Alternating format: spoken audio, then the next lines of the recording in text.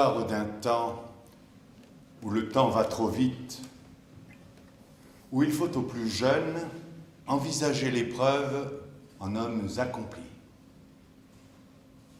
Automne 43. Sensation à la salle. Le pasteur Georges Crespi, discret ordonnateur d'un réseau d'aide aux Juifs, a pris le large et le maquis, après avoir mis knock-out l'inspecteur qui le retenait. Pierre Séguy, qui lui succède, a étudié sous son égide les arcanes de la Bible et l'art de faire des faux papiers. Il a, en parallèle, renseigné les Alliés sur les lieux où stationnent les forces allemandes, exfiltré vers l'Espagne des pilotes tombés. Pierre Séguy est un pseudo, le nom de résistance d'un Autrichien proscrit né Herbert Steinschneider.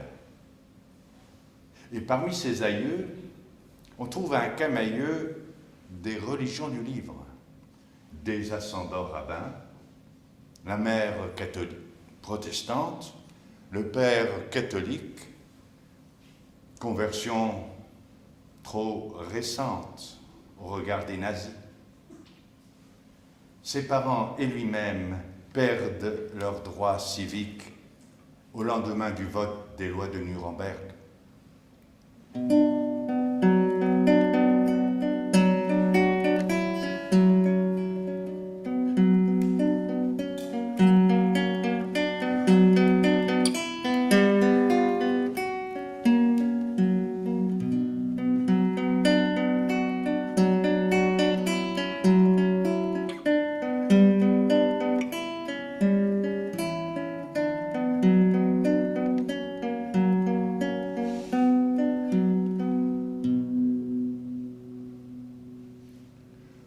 Au jour du 16 juin, il n'a pas 23 ans. Il a derrière lui 2 mois de ministère et de petits mystères. Pas simple de saisir l'esprit de ce pays. Le culte du dimanche, c'est l'assemblée des femmes. Elles trouvent qu'il prêche un peu trop sobrement. Lui disent regretter l'éloquence grandiose et gesticulatoire de ses prédécesseurs. On n'y comprenait rien, mais Dieu, que c'était beau. Les hommes sont au bistrot, mais protestent bien haut, rêvoussiers éternels, que si on leur dénie le droit d'aller au temple, ils prendront leur fusil. Lui gagne leur estime, en montrant qu'à défaut d'être un grand orateur, il mène le mulet et pousse la charrue. Eux savent se montrer bons enfants et directs. Lui offrent, disent-ils, les châtaignes dont leurs cochons ne veulent plus. Et par tout invité, il faut cultiver l'art de boire sans trembler l'agneau qui décoiffe. Face aux gens des châteaux, se tenir sur ses gardes. Les demoiselles d'eux regardent sans dédain ce tout nouveau, tout beau pasteur célibataire. Printemps 44, on sent lever le vent d'une guerre civile. En vacances forcées, lycéens et étudiants sont rentrés au village. Le pasteur suffragant leur propose des cours. Ce jour du 16 juin, il est chez les souliers pour donner à leur fils une leçon de grec. Ami de la famille, il doit rester dîner à la grande baraque, une maison de maître à l'entrée de la salle, un peu en contrebas du château Cornélie. Le château Cornélie, depuis peu devenu le bastion du maquis. Il n'était jamais loin. En février dernier, défilant en bon ordre, ils ont fleuri aux armes de la Croix de Lorraine le monument aux morts. Voici que désormais ils ne se cachent plus, s'improvisent gardiens de la paix et de l'ordre, assurent au village l'intérim du pouvoir. Un groupe de gendarmes est venu les rejoindre, et l'on voudrait bien croire à la salle en Cévennes qu'une page est tournée.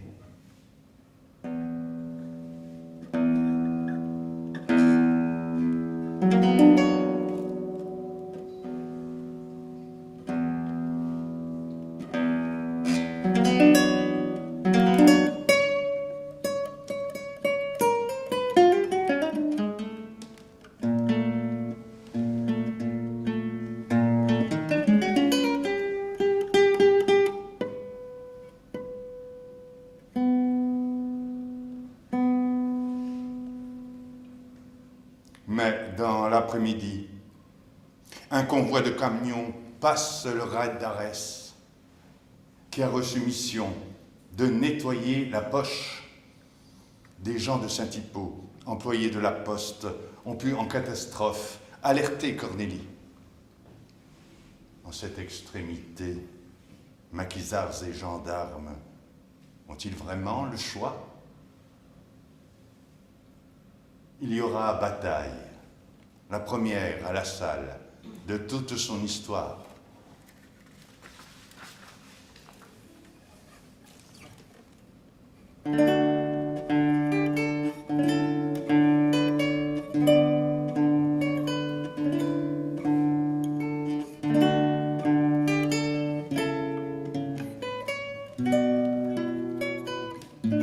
Bataille à Cornélie.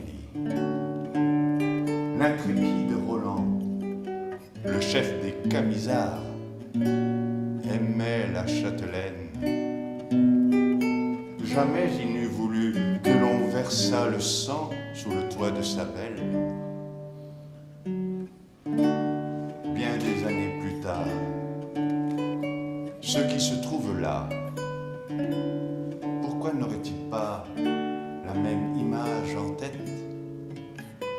L'image d'une femme, mère de leurs enfants,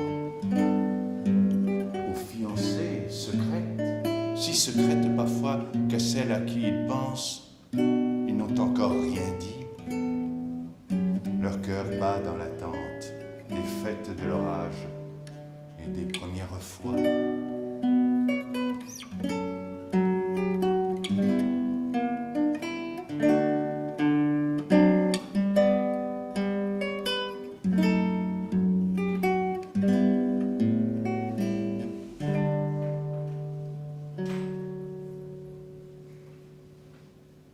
Pour autant, ils sont là, qui répondent présents.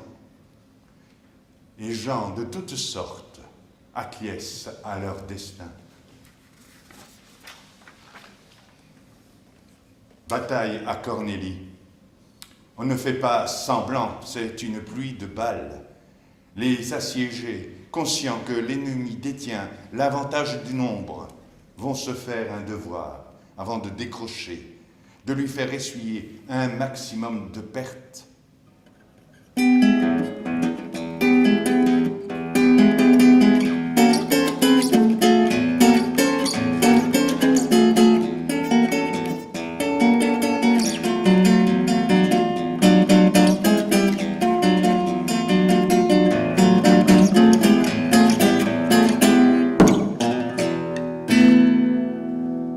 Cela dure 2 heures. Les assaillants y laissent une vingtaine d'hommes. Leur rage est indicible, tandis que le maquis se replie en bon ordre. Ils ratissent les lieux en quête d'exutoire, achèvent un blessé, le gendarme Faved. Le lieutenant SS, faute de prisonniers, décide de s'en prendre aux civils riverains, réfugiés dans la cave de la grande baraque. Il y a là des proches de la famille Soulier, la mère et la grand-mère, leurs fils et petits-fils, leurs fermiers, des amis. l'officier fait son choix et aligne 4 hommes, 4 enfants, 4 femmes, enjoint à ses soldats de passer par les armes cette racaille-là.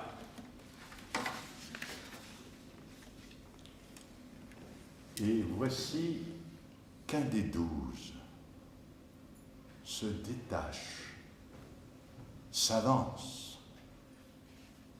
Il se dit, dans leur langue, pasteur de ce village. Il a sorti la Bible. Il en lit un verset, atteste au nom du Christ que c'est violer les lois divines et humaines, dont celle de la guerre, que d'ordonner le meurtre de civils innocents. Le temps s'est arrêté. Et voici que commence la leçon suspendue pour cause de mitraille. La leçon pour mémoire du pasteur Pierre Séguy. Un à un, les soldats ont fait non de la tête. Répète, wir schießen auf keinen Fall. L'officier s'égosille. Désavoué, il ouvre un infernal procès. On ne la lui fait pas. L'homme parle allemand, c'est que c'est un transfuge, un traître, un déserteur.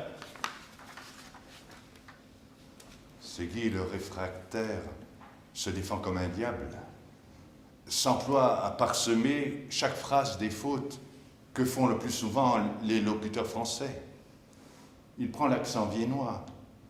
Il dit qu'il a séjourné dans la ville impériale 3 mois en qualité d'étudiant étranger. Le gradé rebondit, allègue une imposture. Ce blanc-bec, un pasteur? Mais ironie du sort, le faux Pierre Séguy exhibe des papiers tout à fait authentiques, propres à attester de son saint ministère. L'autre marche sur lui, le saisit au collet. La chemise, la chemise. Un vrai pasteur peut-être, mais voyez, sa chemise, la même que portait le gendarme tué, un pasteur maquisard. Assez tergiversé. Et puisqu'il faut le faire, il le fera lui-même. Et l'officier SS lève son pistolet.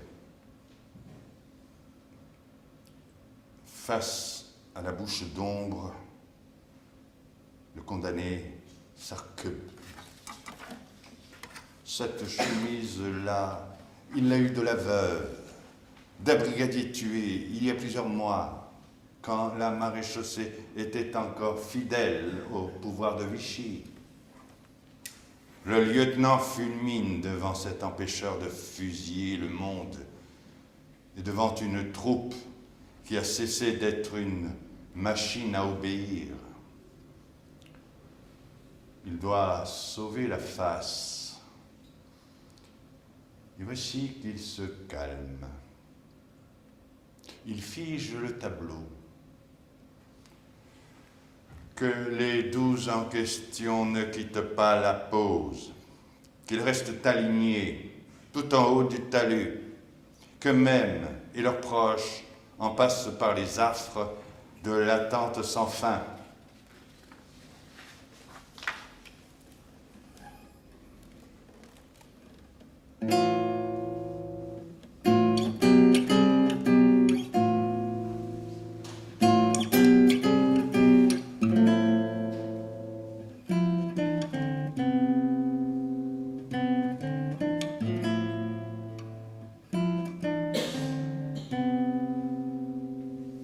Qui pourra jamais dire comment passent les heures?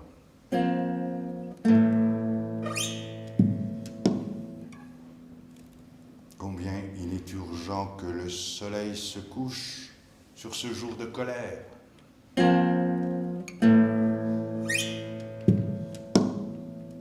Mais nous sommes en juin.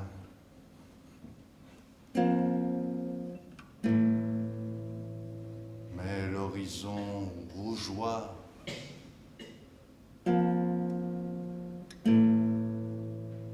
Interminablement.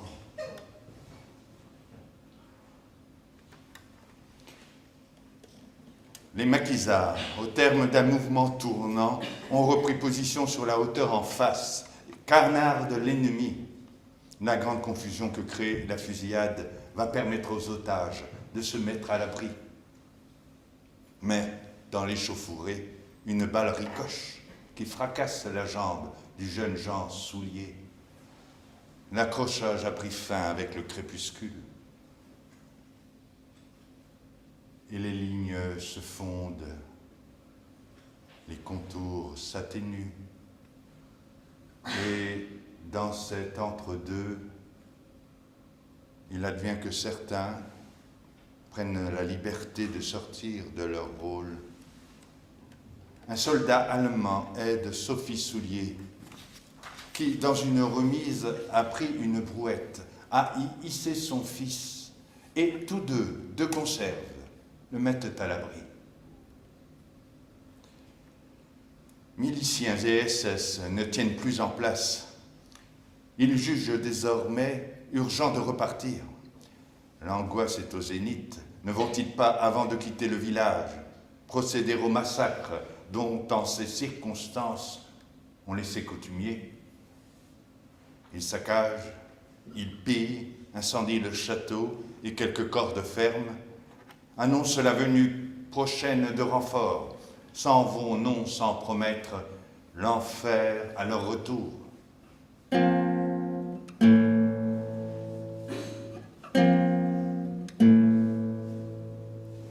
Était-il fatigué de tuer sans merci? Qu'a-t-il fait remonter du lointain de l'enfance ce pasteur en parlant leur langue maternelle?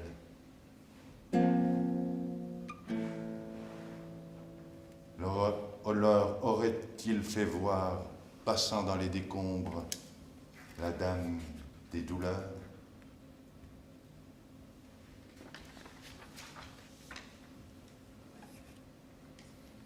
La salle, pour l'instant, a échappé au pire.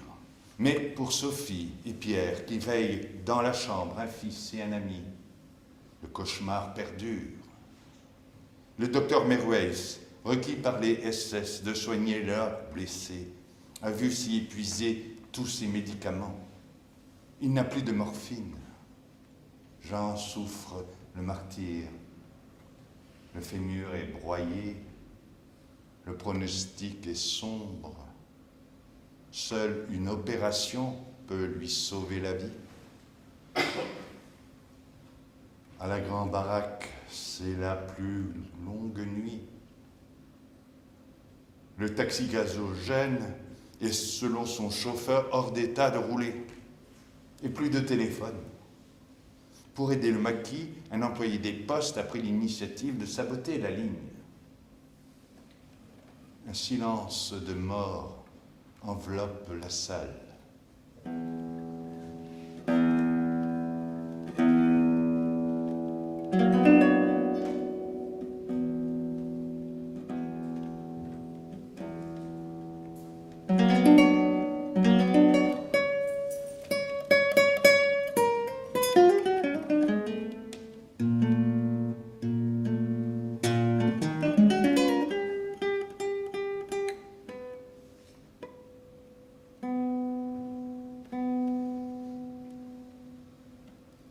Que l'on va regretter sur les coups de 4 heures, quand revient la tempête. Cet orage d'acier est celui des moteurs d'une unité de chars.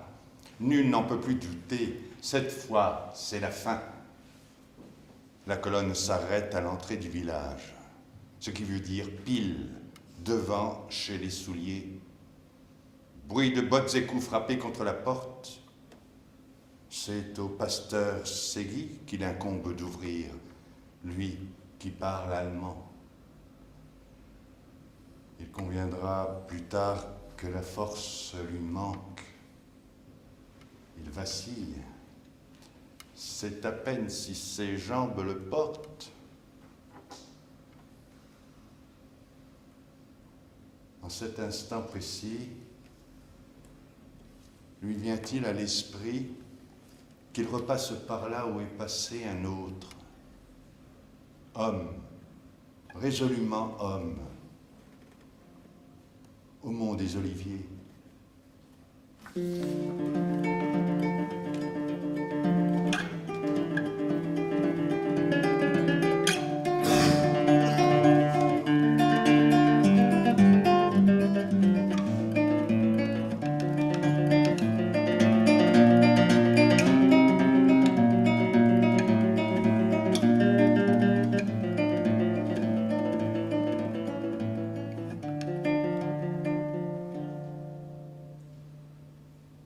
D'après les uniformes, les nouveaux arrivants ne sont pas des SS. C'est un détachement de forces régulières remontant vers le nord. Ils ont vu dans la nuit les flammes du château. Ils demandent des comptes. Segui ploie sous le fait de se surcroît d'épreuves et de son propre aveu. Il chancelle, il bredouille. De quoi rendre méfiant celui qui l'interroge, et répétitivement ce qui induit le doute, c'est que, si jeune encore, ils se disent pasteurs. Le capitaine ordonne qu'on ramène quelqu'un pour vérifier, c'est dire. Puis on le laisse seul. Seul et apparemment libre de s'échapper. Ainsi, face au miroir de la salle commune, il surprend le reflet du casque d'un soldat. A-t-on reçu, s'il fit consigne de l'abattre? Partout, des choses trappent, si peu de cartes en main. Et laquelle jouer? La dame qu'on ramène est en grand désarroi, qui se dit qu'il vaut mieux, dès lors qu'il est suspect, ne pas l'identifier.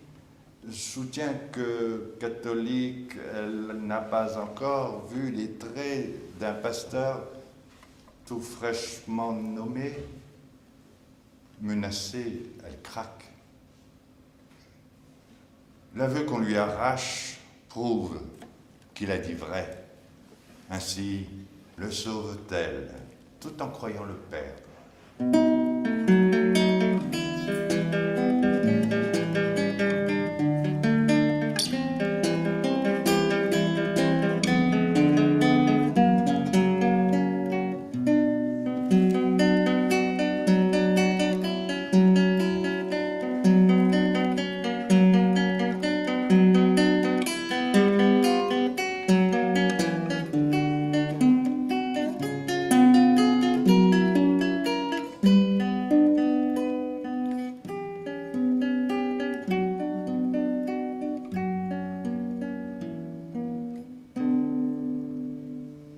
C'est un rêve éveillé, c'est un théâtre d'ombre où se cherchent, se croisent les bourreaux, les martyrs, les justes et les dupes. À vrai dire, parfois, c'est le monde à l'envers. Voici qu'un officier médecin militaire s'est approché de Jean, propose une piqûre. La Sophie réticente répond avec douceur. « Je vous comprends, madame, nous en avons tant fait. » Nouveau jeu de miroir. C'est un natif de Vienne et un fils de pasteur. Et voici qu'il soulage la douleur du blessé. Voici qu'il se fait fort de l'emmener d'urgence à l'hôpital d'Alès. Ajoute qu'il y a place dans l'ambulance pour sa mère et des proches.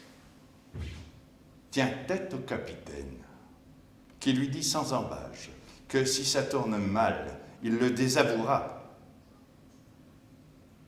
et demande au pasteur de jurer sur l'honneur qu'il est du bon côté.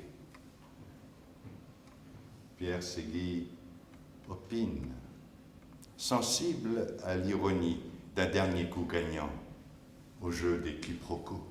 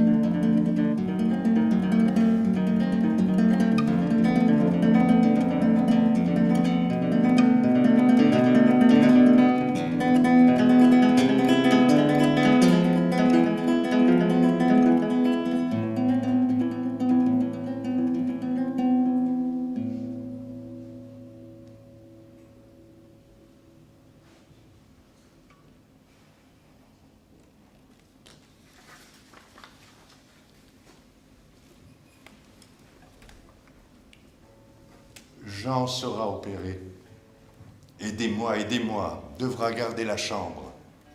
De la balle reçue, il souffrira toujours. Il sera médecin. Et puis, de loin en loin, il lui sera donné de revoir un ami en poste à Washington.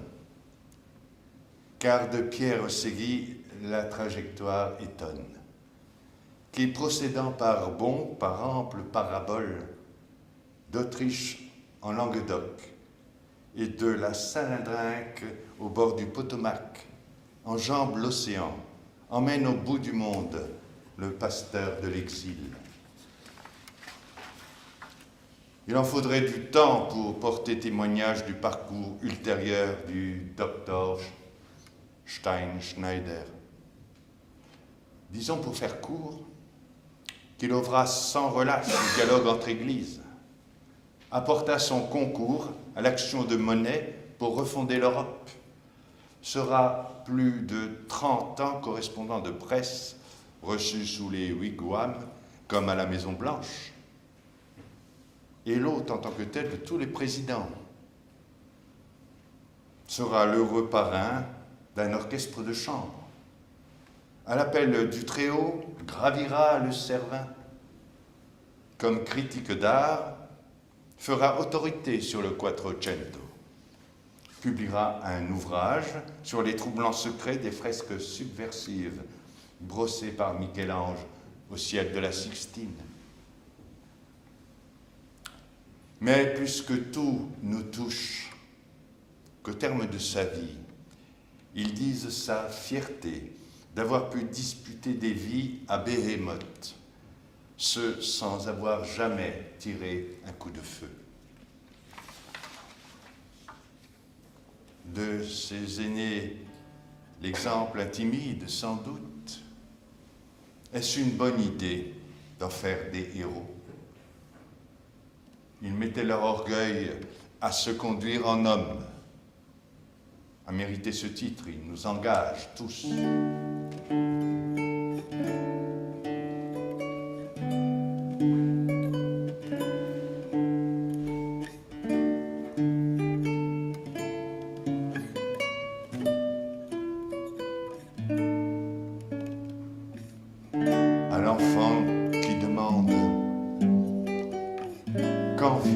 et nuit, racontons une histoire, celle des âmes grandes, dont la parole nue a raison des méchants.